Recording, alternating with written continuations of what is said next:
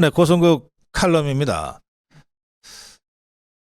지금 혁신위와 김기현 지도부가 또 혁신위와 당 중진들이 또 혁신위와 무슨 이른바 친윤 핵심으로 불리는 정치인들 사이에 무슨 갈등과 대립 구도가 만들어지는 듯한 이 기사가 계속 나오고 있어서 우리 국민의힘 당원들과 자유파 국민들이 좀 불안해하기도 하고 좀 불편해하기도 하고 그렇습니다.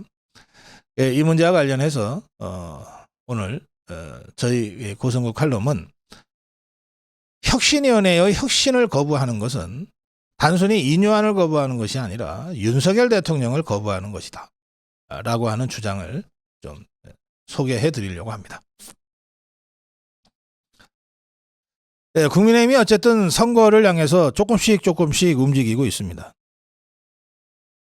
국민의힘의 총선기획단이 회의를 열어서 내년 총선에 나갈 후보자들 공천 과정에서 원천적으로 이런 사람들은 배제하겠다고 하는 배제 원칙을 발표를 했는데, 그게 뭐냐면 학폭 관련자들, 학폭 연루자들, 마약 범죄 연루자들, 성폭력 2차 가해 연루자들, 은 공천에서 배제하겠다. 이런 발표가 있었습니다. 이제 다 공천 쪽으로 이제 포커싱이 되고 있는 국면입니다. 그런가 하면 인요한 혁신위원회가 청년 우대 혁신안이라고 발표한 게 있어요. 비례대표에서 45세 이하를 50%로 하겠다든지, 또는 당선 가능성이 높은 지역의 청년들을 공천하겠다든지 하는 등등. 근데 이 부분은 김기현 지도부가 보류했어요. 보류한 이유는 간단합니다. 그거는 공관위에서 할 일이지 혁신위에서 할 일이 아니다. 말은 맞아요. 저도 혁신위 할 일 따로 있고 공관위 할 일 따로 있고 선대위 할 일 따로 있다. 혁신위가 다 하려고 그러면 안 된다. 이런 취지의 논평을 한 바가 있는데, 말은 맞지만 왠지 혁신위 활동에 제동을 걸기 위한 이런 걸로 핑계를 대고 있는 것 아닌가 하는 느낌을 또 지울 수가 없어요. 만약에 그런 의도라면 이 또한 혁신위를 거부하겠다는 김기현 지도부의 잘못된 행동으로 귀결될 수가 있습니다. 자, 그런 점들을 감안해서 지금 상황을 좀 엄중하게 봐야 되는데, 인요한 위원장이 좀 답답해서 그랬는지 불쑥 대통령실 윤석열 대통령의 마음, 윤심을 한번 언급했지 않습니까? 대통령을 직접 만나지도 못했고 직접 메시지를 전해 받은 건 없지만 하면서, 그러나 혁신이 잘 하라고 하는 취지의 메시지를 받았다. 이게 이제 바로 윤심 논란으로 이어지면서 대통령실에서는 우선 대통령실은 그런 적 없다. 당에서 알아서 할 일이다. 이렇게 선을 그었습니다. 그건 대통령실로서는 너무나 당연한 얘기입니다. 이게 인요한이 뭐 정치 프로토콜을 잘 몰라서 그랬거나 아니면 굉장히 노회해서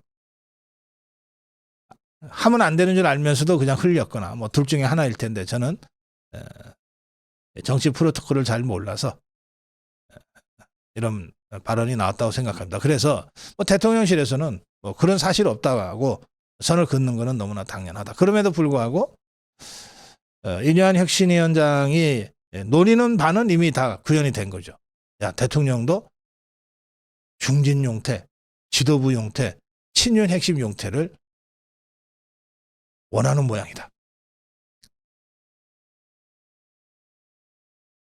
그런지 안 그런지는 아무도 확인할 수 없습니다. 그러나 그런 여론이 만들어졌다는 것은 사실이죠. 그러자 이제 김기현이 쪽에서 인요한한테 경고하는 형식으로 윤심 팔지 마라 이랬단 말이에요. 저는 이게 과연 인요한에 대한 경고일까? 아니면 대통령과 대통령실에 있는 사람들에 대한 항의의 표시일까? 근데 이제 거의 대부분의 언론이 김기현의 그 발언을 가지고 이렇게 한마디씩 하더군요. 당대표 윤심에 힘입어서 당대표 된 자가 누군데 지금 그런 소리를 하냐. 자, 뭐 그건 그거고요. 자, 조선일보는 사설에서 이 문제를 다루고 있습니다. 김기현이 당대표 처신은 당대표가 알아서 할 것이다 라고 하면서 혁신위의 불출마 또는 수도권 험지 출마를 사실상 거부했다고 전하고, 또 대통령을 당내 문제 관련해 언급하지 말라고 하면서 혁신위에 대한 강력한 견제와 압박에 나섰다고 전하면서, 지금 혁신위가 수차례에 걸쳐서 당 중진의 불출마 또는 험지 출마, 김기현 지도부의 불출마 또는 험지 출마, 또 친윤 핵심들의 불출마 또는 험지 출마를 요구했는데, 여기에 응한 사람은 지금까지 달랑 한 명이다. 윤석열 대통령 수행실장을 지냈던 이용 초선 의원 한 사람만 당에서 명령한다면 뭐든 하겠다 고 응했을 뿐, 그 외에는 누구도 혁신의 이 거듭된 요청에 응하지 않고 있다. 이게 지금 국민의힘의 현실이죠. 그러면서 이제 조선일보의 주장이 이제 시작됩니다. 자, 혁신위를 만든 이유는 뭐냐? 강서구청장 선거 대참패 후 이대로 가면 선거 질까봐 급하게 만든 것 아니냐. 따라서 이대로 가면 지니까 뭔가 변하자, 제대로 변하자, 변할 거 제대로 변하자 해서 혁신위를 만들었으면, 혁신위의 혁신안에 대해서는 적극적으로 호응해야 마땅한 것 아니냐. 당이 안 죽기 위해서 혁신위를 띄웠고, 혁신위가 이렇게 우리 스스로 변화하고 혁신합시다 하고 제안을 하면 받아줘야 되는 것 아니냐. 그런데도 혁신위의 혁신안에 대해서 거부하고 반기를 드는 것은, 이건 결국 선거를 포기하는 것이고 윤석열 대통령을 거부하는 것과 똑같지 않냐. 그러면서 이제 조선일보의 판단을 제시합니다. 혁신위가 강론으로 가면 좀 다소 서툴고 동의하기 어려운 부분도 있지만, 전체적으로는 국민 상식에 부합하는 혁신 방향을 제시하고 있지 않냐. 그렇기 때문에 유권자들도 혁신위의 움직임에 관심을 갖게 됐고, 이렇게라도 변하면 한번 해볼 수 있다라고 새로 희망을 갖게 되지 않았냐. 그런데 이런 상황에서 김기현과 당 의원들이 당과 나라의 미래보다는 자신의 안위와 기득권 지키기에만 집착한다면 결국 혁신위 출범은 쇼로 전락할 수밖에 없다.